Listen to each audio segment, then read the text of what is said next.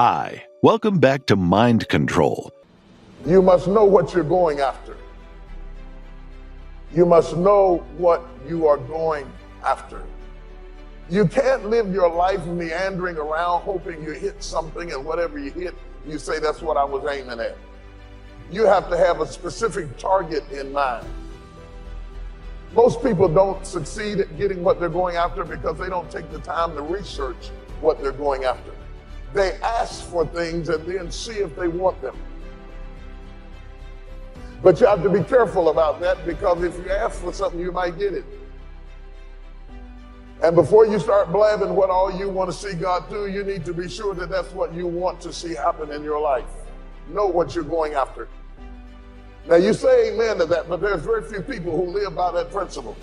Most people want everything they see somebody else with. They buy clothes that don't look good on them. They wear hairstyles that don't look good on them. They buy houses they can't afford because they're trying to keep up with somebody else. But if you really want to be a winner, if you really want to come off as successful, if you really want to be bright, only go after things that are meant for you to have. It will make you look successful. And what makes you look bright is when you pick your battles. There are some things that you don't fight because that's not your fight. You don't get into that thing. You don't pick those battles. You don't covet what you see somebody else fight down, because they're anointed to fight that. They can do that. You might not be gifted to fight that area, and you don't want to covet somebody else's battle or covet somebody else's success. Covet, and the other word I want you to think about is the word envy, because envy is the attitude that you have about other people's success. When you become envious of other people's success, you fail to become everything that God would have you to be. And the quickest way to stop being envious of other people's success is to know that God has something for you, that everything in your life is preparing you for that thing, that there are in your life defining moments. This is a critical issue. There are in your life defining moments, moments that if you handle properly, they are pivotal points that change your life for a lifetime. It is at these moments that if you know what you're going after, everything that you went through before is justified in preparing you for these defining moments. When you come to the defining moments in your life, you can look at the other moments in your life and say, Lord, I wasn't happy about that when it happened, but I'm glad now that it happened. Because I realized that if I hadn't have gone through that, I wouldn't be ready for this. Everything you took me through before was preparing me for this moment, and now I'm ready to go after what God has promised me and receive it at all costs. Know what you're going after. Be clear about your direction. Don't wake up in the morning and see if something's going to happen. Wake up in the morning to make something happen. Get up out of the bed with an agenda. But people who get up like that, nothing does happen, and the days turn to weeks, and the weeks turn to months, and the months turn to years. Years of mediocrity is what causes people to be bitter. If you want to get around bitter and complaining people, get around people who are not seeing much activity.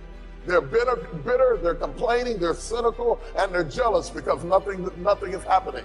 If you want to get around less gossip and less jealousy, get around successful, busy people. Because busy people don't have time to care what's going on in your life. I have no need to investigate what's going on in your life. I have so much going on in my own life that I'm not interested in what I heard that they said that you thought, that if I thought what you said that I didn't mean if you heard it. The only people who have time for that is people who are not doing anything. And they watch your life like it's a soap opera because they're living their life vicariously through you. What's going on in your life intrigues them because nothing is going on in their life. And if you want to stop that from happening to you, wake up in the bed and know what you're going after. Get up out of the bed with an agenda. When you have an agenda, you don't spend time worried about how you feel, because it doesn't make any difference how you feel. You woke up with something to do. Setting goals. It can turn out to be a drama for your life. Here's what goals are. Your vision of the future. Your vision of the future. Now, there's two ways to face the future. One, with apprehension. Number two, with anticipation. Guess how most people face the future? With apprehension. Why? Major reason why. They don't have it well designed. They've left the design of their future to somebody else. And if you don't make plans of your own, guess what? You'll probably fall into someone else's plan. Guess what someone else may have planned for you?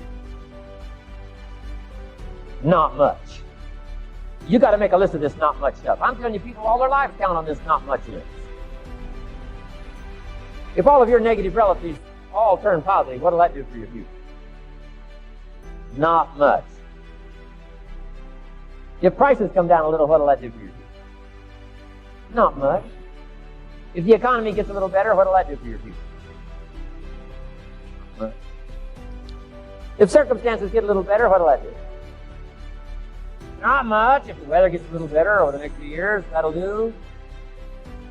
Not much. I mean, you can go right down this whole scenario list. Most people all their lives, with their fingers crossed, count on this not much list. That's why 10 years from now, they'll be driving what they don't want to drive, living where they don't want to live, wearing what they don't want to wear, doing what they don't want to do, having what they don't want to have, maybe become what they didn't want to become. And it all starts by counting on something that's not going to count much. You say, well, then how can my life dramatically change? You got to count on yourself.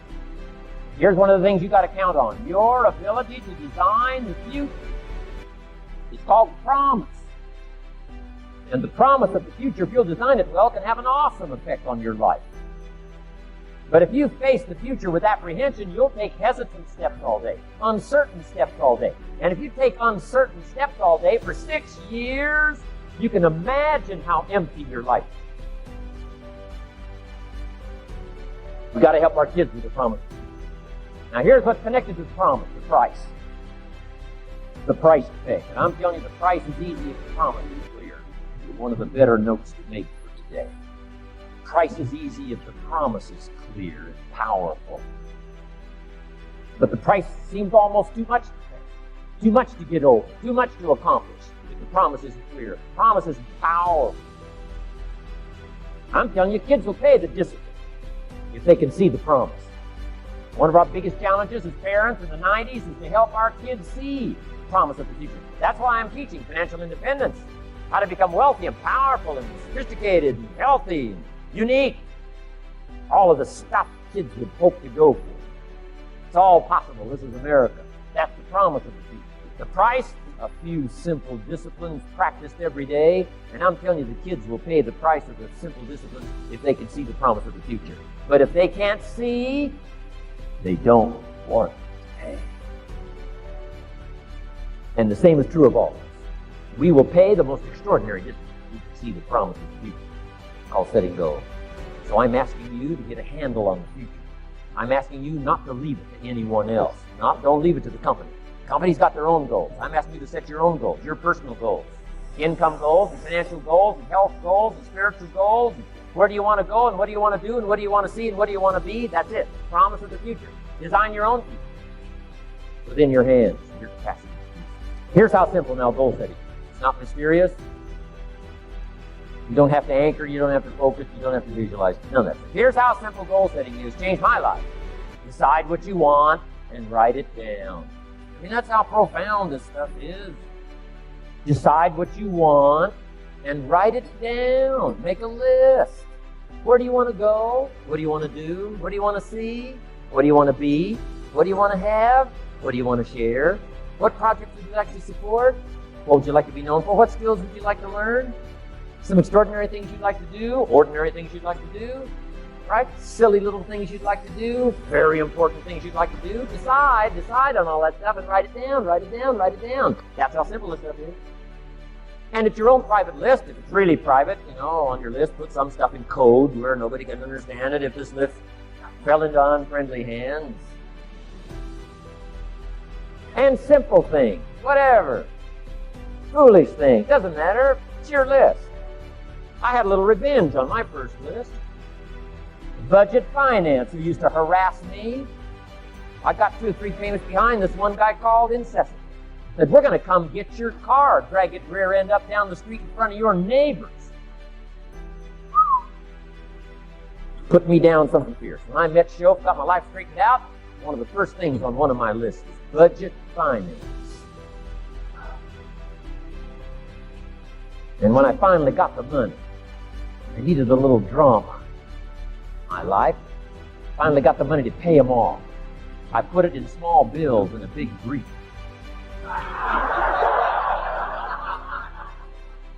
Walked into the budget finance office on Wilshire Boulevard in Los Angeles. The guy who harassed me so often, his desk was about 3 back. I opened the door, walked in, right up to his desk, stood right in front of me, never said a word. He said, "Well, what are you doing here?"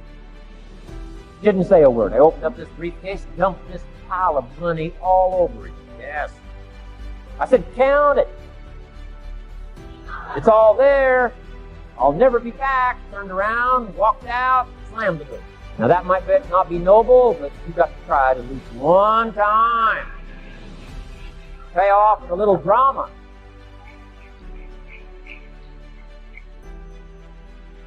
Got to check them off my list. Hey, Grant Cardone here. I hope you're doing well today, and I want to share a message with you that I just worked with a group of entrepreneurs at a luncheon. I was asked to come in and do a Q&A. These were entrepreneurs from all over the world, and we did about an hour and a half Q&A where they just asked me great questions. And one of the things that came out of it, sorry, I just got out of the shower, but I wanted to share this message with you. One of the things that came out of it was a lady in the room, very, very successful CEO who's been following me for a while, asked me, "Grant, it seems like everything that you do somehow works." She's like, "How do you," and she was very clear that she's like, "I'm sure there's a lot of stuff that goes on that we don't see that doesn't work for you, but it appears that when you put your mind to something, you somehow make it work and you achieve your target." And I'm going to share with you what I do to do that, because it was a great question, one of the best questions I've been asked, actually. And it made me think about, okay, what is it that we do that, and we don't achieve every one of our targets, but a very large percentage we accomplish in my office. I'm talking about all the businesses I run 5 businesses. They all have different problems, different types of people involved. It could be e-commerce, or it could be us buying real estate or apartments and making them work. It could be us trying to find a deal that's off market, or it could be us bringing or launching a new product to the marketplace and trying to monetize that as quickly as possible. And I said to her, I said, "Look, the thing that I do at my company that is very unusual is that we are completely unreasonable, without reason, we don't use, yes, I'm logical, okay, yes, I'm a sane person, but when it comes to achieving a target, we do it with, like, we abandon reason and logic. We don't talk about, yeah, but, we never start, yeah, but, or no, we can't, or we couldn't because, or it didn't happen because. Anytime you're making sense of why something didn't work, we don't have the budget, we can't do that because, yeah, but we're different, you are being reasonable. The great things that have happened on this planet and continue to happen are because people are unreasonable. They literally abandon reason and logic.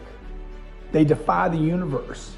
Now, if you look around, if you're a logical person, if you're a person that has to make sense of it beforehand, then spend some time looking around the universe, look at nature, look at all the things that are done every day that literally defy gravity, defy possibility, defy physics. It's all over the place if you need to be reasonable.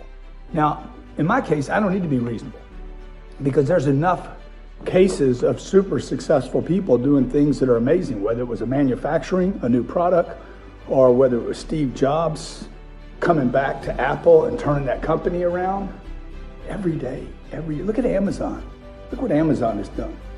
Okay, now you look at it, you're like, dude, that's a no-brainer. Make all products available online. Now it's a no-brainer. Now it's like, it's so logical. Look at Velcro. Velcro was like, God, I should have thought of that. See, but beforehand, it was completely out of reason that you could stick things together because they scratch one another. You understand what I'm saying? So look, this is what I want you to try. Try this in your life. It's going to be very difficult. It's one of the most difficult things I do is being unreasonable because all the people I'm surrounded by are trying to make sense of why they can't do something. Quit making sense of why you can't do something and become unreasonable until you do something. I have an appointment right now, and I shouldn't have done this video because I have an appointment. Now I'm going to have to rush off to the appointment. But you see, reason would say, you don't have time. And what I do is I practice every day being unreasonable. Little exercises. I'm going to be unreasonable. I'm going to shoot this right now. I'm going to get it done, and then I'm going to go get my hair cut. See what I'm saying? Be unreasonable. You don't have the budget? Good, go find the money. You don't know how to do this? Good, then do it anyway. Right? Be unreasonable. The real estate's not for sale. I'm trying to drop these shades. The real estate's not for sale. The real estate's not for sale. So what? Make an offer. You understand? I just bought an $80 million deal,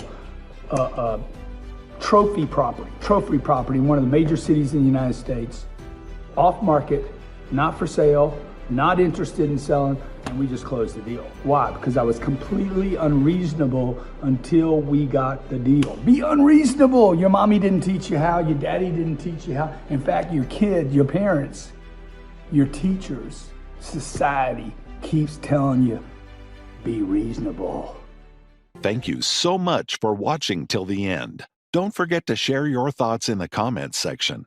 Please also like, subscribe, and share this video with your friends and families. Please watch our other motivational videos. Thank you again. You know why kids love athletes? Kids love athletes because they follow their dreams.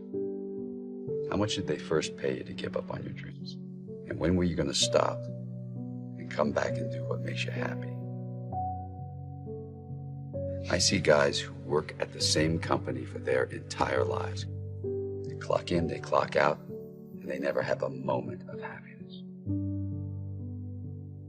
You have an opportunity. This is a rebirth. I'm a wake-up call. Maybe you're here because you need to hear this here. Maybe you're here because you need to dust off your dreams. Maybe you need to explore your imagination.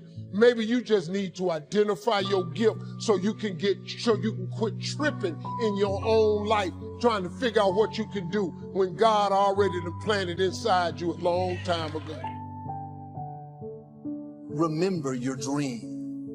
All of us have things that we're believing for, something that we want to accomplish. Deep down, we know it's a part of our destiny. We can feel it so strongly. But then we hit some setbacks. We didn't get the promotion. The medical report wasn't good. Or a relationship didn't work out. Life has a way of pushing our dreams down. They can become buried under discouragement, buried under past mistakes. There are dreams buried under divorce, buried under low self-esteem. It's easy to settle for mediocrity even though we have all this potential buried on the inside. Your dream may be buried. The good news is it's still alive. It's not too late to see it come to pass. We've all been through disappointments and setbacks. Life happens. But instead of remembering the hurt, the pain, what didn't work out, the key to reaching your destiny is you have to remember your dream. Imagine, if you will, being on your deathbed and standing around your bed, the ghosts of the dreams, the ideas, the abilities, the gifts given to you by life, but you, for whatever reason, you never pursued those dreams. You never used those gifts. You never used those talents and those abilities. You never wrote that book. We never heard from your leadership. And there they are standing around your bed, looking at you with large, angry eyes, saying, we came to you. And only you could have given us life. And now we must die with you forever. And the question becomes, if you died today, what dreams, what ideas, what abilities, what gifts, what talents would die with you? Maybe that's Why one woman said, oh, God reached the point of death only to realize that you've never lived. Maybe that's why Henry David Thoreau said, oh, God, to reach the point of death, to realize that you've never used all your potential, all of the things that had been instilled in you. Look, man, identify that God-given gift and get to pursuing it. I had a partner. When we was growing up, all he did was cut grass. I'm talking about he cut grass every day. $2 for the front, $2 in the back. But boy, this boy was talented. He had one of them push lawnmowers with the single blade on it. He was so good, he could take the blade, lower it, and raise it. He could cut patterns in your yard with a push lawnmower. He could put your initials in your grass. You know how big that was in the hood? You get a W in your damn yard. This boy was $2 for the front, $2 for the back. He didn't go play with us nowhere. We going to the swimming pool. Now, man, I got to cut Miss Jackson grass. Hey, man, we going to go to the little school dance. Now, I got to get up in the Maryland. I got to cut Miss Stanley yard. We used to laugh at him. A grass cutter, grass cutter. This boy today in Cleveland, Ohio, he got a landscaping company. You know how much this dude grosses every year? $4 million. $4 million. You know what he do? He cut grass. He got 38 trucks on the road. He got every contract in the city, every office building, every mall. He cut grass. He cut the grass so good when it snowed in Cleveland, he put plows on the front of all 38 of them trucks. He got all the snow removal contract. This boy make $4 million. You know what he do? He cut grass. He cut grass.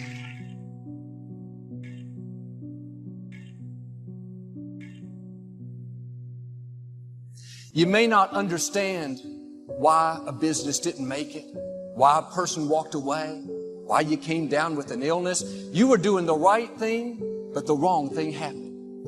It's all a part of the process. What did you used to be excited about? Now you think it's been too long, it's too big, it's not possible.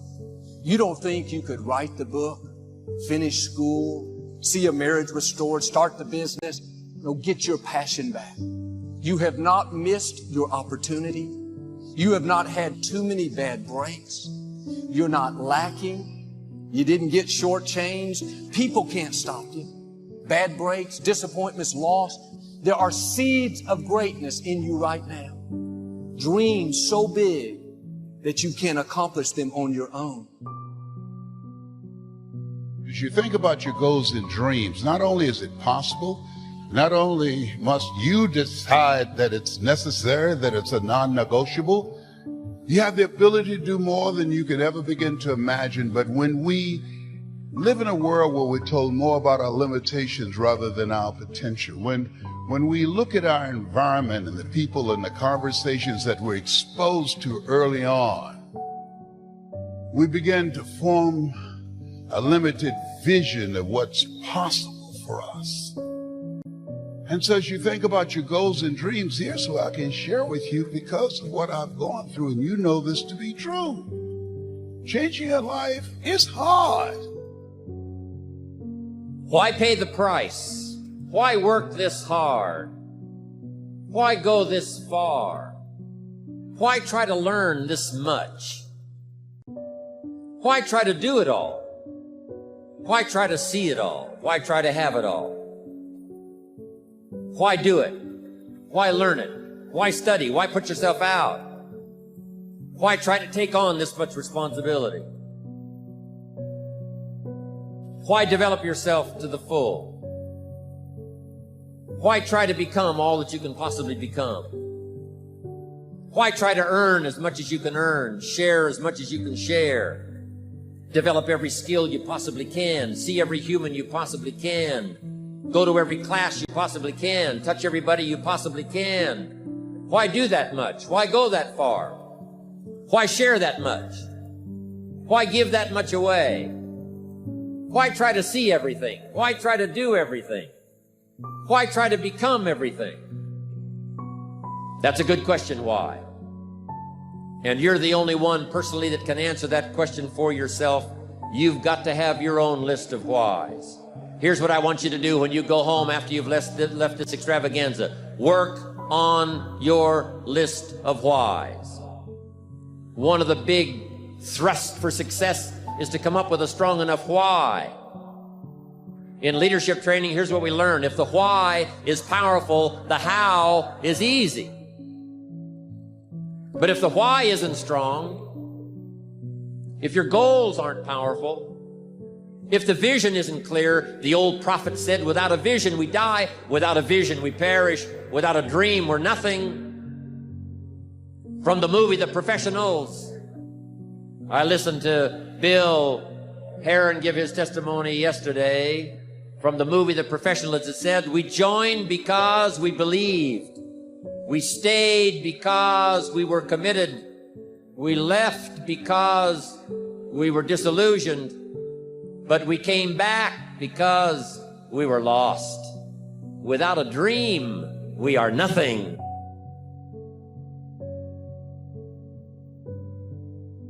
I'm asking you to sit down with your family and develop a dream strategy. I'm asking you to make a list of what you want. What kind of health do you want? What kind of skills do you want? What kind of income do you want? What kind of gifts do you wish to bestow? What kind of power would you like to have? What kind of influence would you like to have? I'm asking you to go home and work on the why. Spend some time as you fly over the clouds and over the ocean back to where you came from.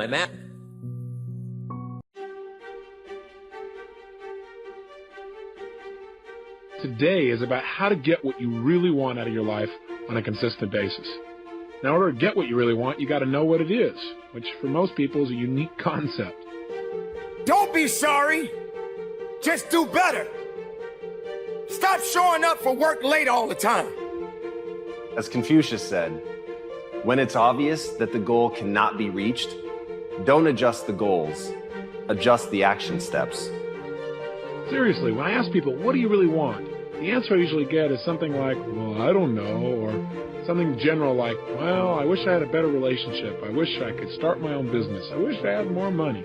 I wish I could be more successful. The challenge with all those responses, they're so general, and they're not what you really want anyway. People don't want relationships. People don't want money. They don't want businesses. They don't want to be thinner. What we all want are the things we think we're going to get from those changes in our lives. Everything that you really want in your life comes down to one thing. You want some kind of change in how you feel, or what I call a change of state.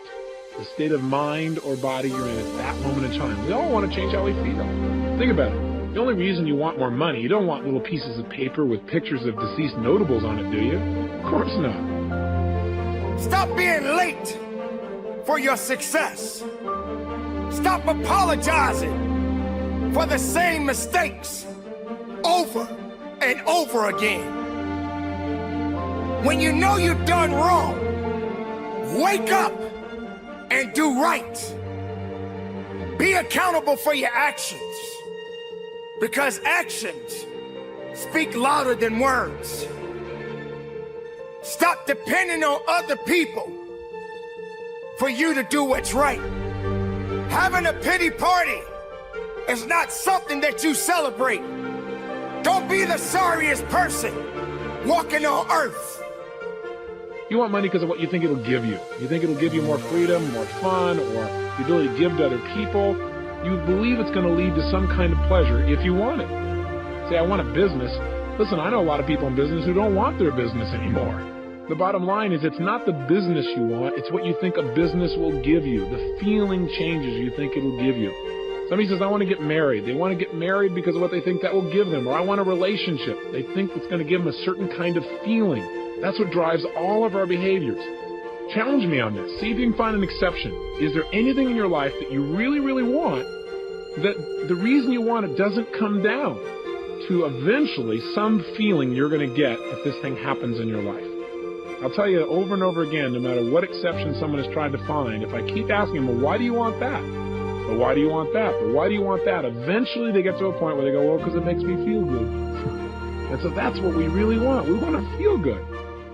Start being more an exceptional idea of why you exist in this world. Many mistakes will happen in your life. No one is perfect. But don't make sorry your cushion. Don't make sorry your teddy bear. Don't make sorry your place of escape. Because excuses is a manifestation of failure. Stop giving in to sorry. Stop letting sorry dictate you. Stop letting sorry tell you what to do. You better realize that everybody is not going to accept your sorry. No one wants to hear it. We want to have those special feelings inside. In other words, we just want to be able to manage our emotions, manage our states, and create what we really want emotionally in our lives. Everything we do, we've already said, is to create pleasure, that's an emotion, and to avoid pain, that's an emotion too. And if we want to change our behavior, the quickest way to do that is change how we feel. I mean, think about it. Haven't you had a situation in your life where you did something, and after you did it, you said to yourself, I can't believe I said that. I can't believe I did that. That was so stupid. Have you ever had a situation like that? I mean, an area you're normally pretty smart in. You just did something really dumb. I know I have plenty of times. Haven't you also had the opposite experience, though? Where you were on a roll, where things were just flowing, where it was like you were unstoppable. And you don't even know how you were doing it. You were just like flowing, you know, where after you did it, you know, somebody said, you do that? And you went, yeah, that was me. And you don't know how you pulled it off. You were rather proud of it, though. Haven't you had those kind of times where you're just on a roll? So I got a question for you. What's the difference in your behavior? Why is it in one situation you perform brilliantly, in another situation you perform, how should we say, brutally? One idea can turn your life around. Deciding that you're going to focus to develop your skills. The guy was the new owner of a baseball team that was in the basement of the league when he took it over. He went to the pitcher and he said, what is your best throw? And he said, well, I got a good curveball and I've got a good fastball. And he went on talking about his different throws. He said, but tell me this, what is your best throw? He thought for a moment. He said, I've got a good fastball. He said, that's all I want you to work on. Nothing else. Just develop your fastball. The next year, they went to the World Series. Most people don't know where their fastball is. Most people go through life never discovering what their talents are. Most people never develop their talents. They have skills and abilities, but if you don't nurture them, if you don't develop them, they will never serve you. Your gifts can take you many places if you develop your gifts. Most of us don't like to do those things that come easy to us. That may be the single best piece of advice you're ever going to get. Write that down. Burn it into your flesh. Tattoo it on your soul. Do whatever you need to do to remember that once you set a goal, once you've decided in your life, there is something that you're going to make come true. Don't let anything stop you from reaching that. But the reality is, as you go, things are going to get in your way. There will be an inevitable slew of obstacles coming at you. But when it gets so hard that you realize that the path that you're on is simply not going to take you where you want to go, rather than give up on what it was you said you were going to do, find a different path. And in that, when you really make that the cornerstone of your identity, that you refuse to bend or be broken by obstacles, by challenges, but instead you rise to those challenges. You go over, under, through them. You do whatever you have to. You devise any plan to find a way through. I've always loved to talk to people. I decided, taking this advice, to develop my skills as a speaker. And my gift has developed and it's taken me many places. You have something that you brought to the universe. And that if you decide that my life deserves my developing this, what I do well, and becoming the best at it, and mastering myself, and seeing what I have within me, if you decide to drop your buckets where you are and develop your gifts, I grant you, you'll never ever be without. I grant you that your gifts will take you places that will literally amaze you. I grant you that if you begin to work to develop your gifts, you'll develop a strong sense of happiness. You'll get a larger vision of yourself, because part of beginning to get a larger vision of yourself, all of us need some area of our lives where we can have a feeling of competence. That people know when they think about this area, that's something you do. Then your life will change. Once that becomes your reaction to not change that thing that meant so much to you, that you dedicated your life to making it come true, that you don't change that, but rather you find another way, you tap into your creativity, you find somebody that can help you, you do whatever it takes to get on the other side of that, you do whatever it takes to build that life that you want to see. But if your reaction is to change your goal, to make it easier, to move it closer, to be less of who you could be, simply so you can check a box, you're never going to have anything that's worth having. And as Jesse Itzler said, the way you conquer self-doubt is by doing things that make you uncomfortable. And that's what stops people.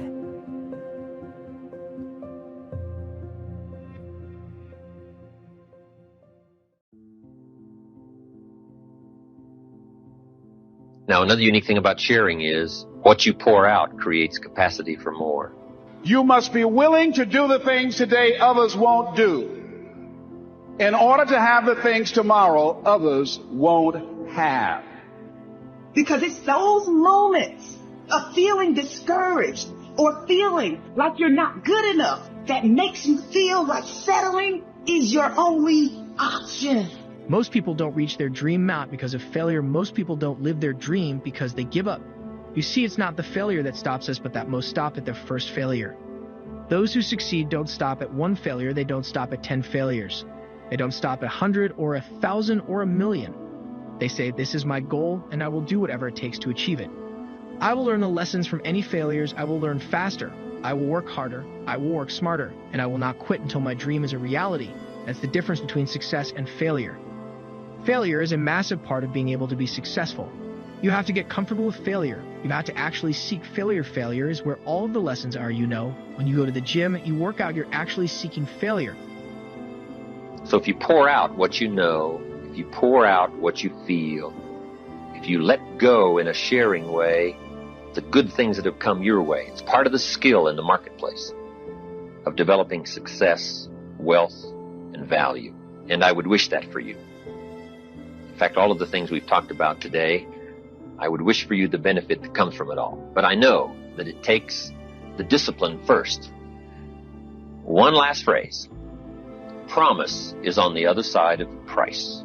For the promise, you must always pay the price. I'm sure we've all watched the television show Fame. That's why the book of life said the road to life is straight and narrow, and few there be that find it, because few there be that are willing to do the things today others won't do, in order to have the things tomorrow others won't have. What are the things that others won't do? Number one, make discipline a major force in your life. How many of you know if you'd have been more disciplined, you'd be further along to reach your goals right now?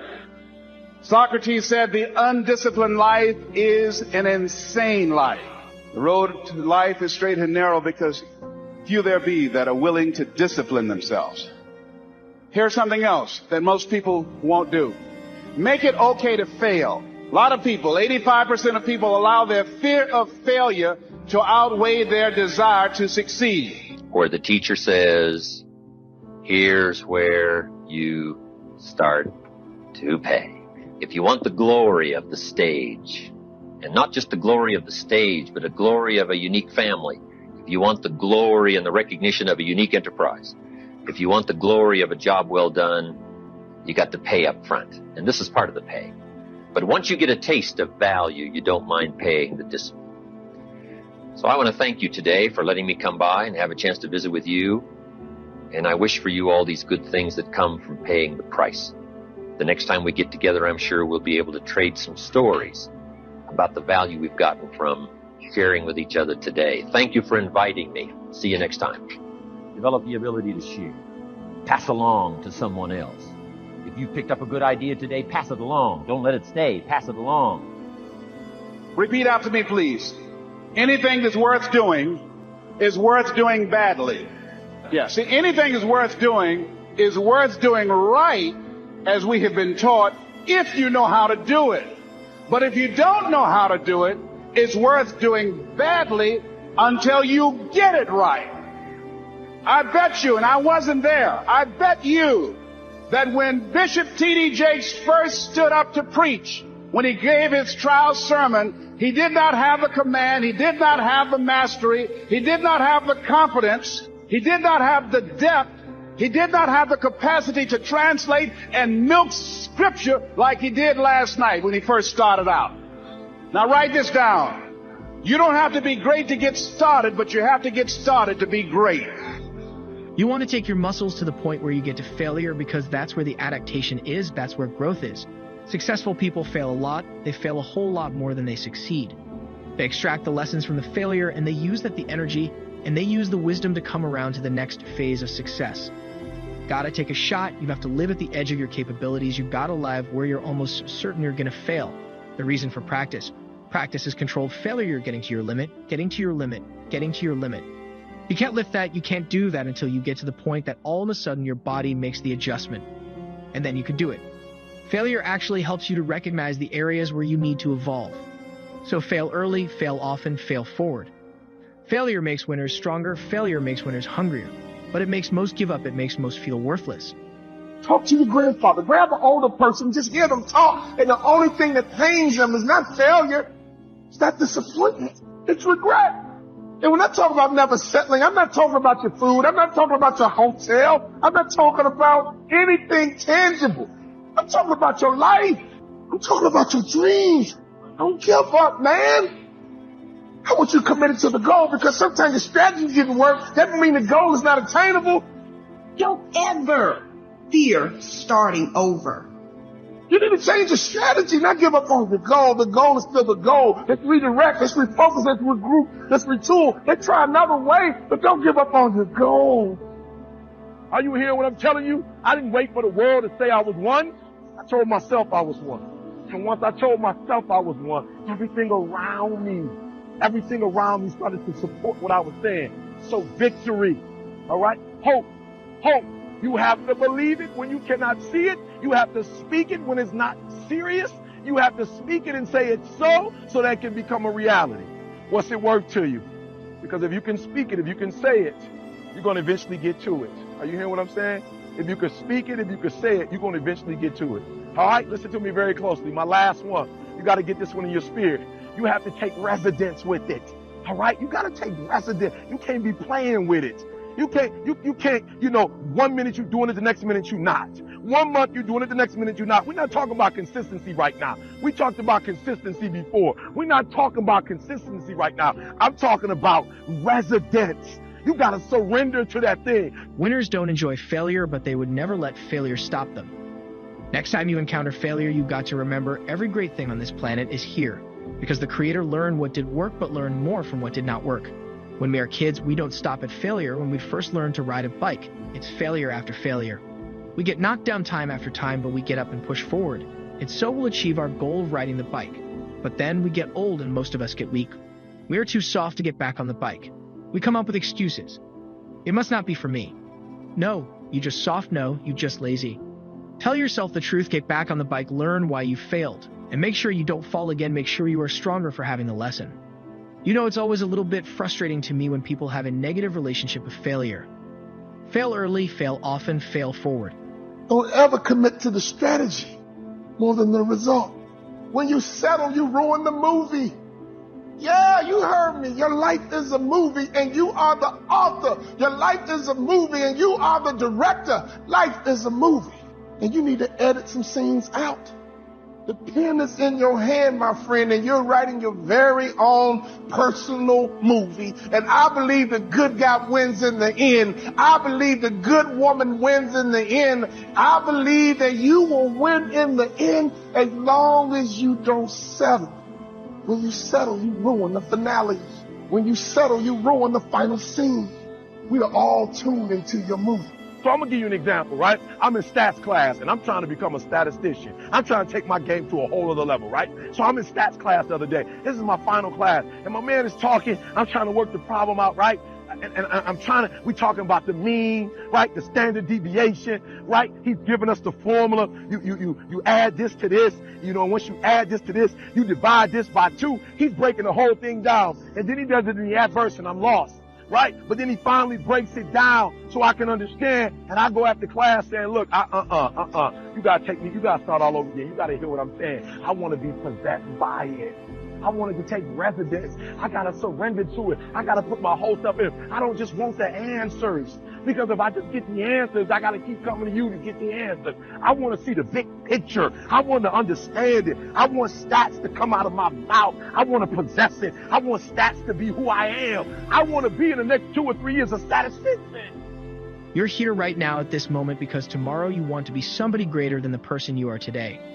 You see yourself succeeding, you have a vision, you have a dream, congratulations, you're already 10 steps ahead of 95% of the world. Imagine if Michael Jordan was scared of missing, he would have never taken a shot. Imagine if Steve Jobs was afraid of people not liking his product, there would be no iPhone. So ask yourself this, do you want to be a person who fears failure, or do you want to be a person who loves success? Which one? You have to pick today, and I'll tell you one thing. One is a failure and one is a success, and if you love success, there is nothing that can stop you. All those negative things people say will mean nothing. They're going to talk about how only 1% make it to the top, big deal. Want to know something else? Only 1% stick with that fitness program long enough to see results.